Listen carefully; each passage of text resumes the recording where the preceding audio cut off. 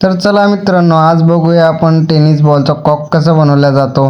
अगोदर ते केमिकलमधून डुबून काढलेत, त्याच्यानंतर टंकीमध्ये फ्रेश वॉश केलेत. वॉश केल्यानंतर धुवून आणि केमिकलमुळे बुडवून काढलेत. केमिकलमुळे बुडवून काढलेत आणि त्याने कंटेनरला टाकायसाठी सुकवले. आता सुकवून आणि कंटेनरमधून काढणार आहेत. कंटेनरमधून काढल्यावर त्याने मोकळं करणार आहेत.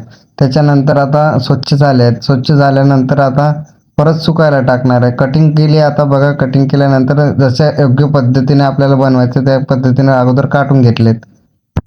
नंतर फेमिकॉल घेतलंय. आता फेमिकॉलमध्ये ते बघणार आहेत क्वालिटी कसं आहे. आता एक एक फक घेऊन त्याच्यामध्ये टोचायचं आणि हे काम सोपं नाही, हार्ड काम आहे. हाताने काम करावं लागतं, मशीनमध्ये नाही बनत. आपल्याला अगोदर वाटायचं की मशीनमध्ये बनतं. त्याच्यानंतर आता मार्केटला येणार आहेत. बघा तुम्ही, मार्केटिंगसाठी पण खूप कष्ट घ्यावं लागतात. अशा प्रकारे बनतात हाताने शिलाई काम करून आणि त्याला फेमिक्विक लावून बनवावं लागतं. याची प्रोसिजर 2 ते 3 दिवसाची प्रोसिजर आहे. नंतर कंप्लीट होऊन आपल्या इकडे पोहोचतं. आणि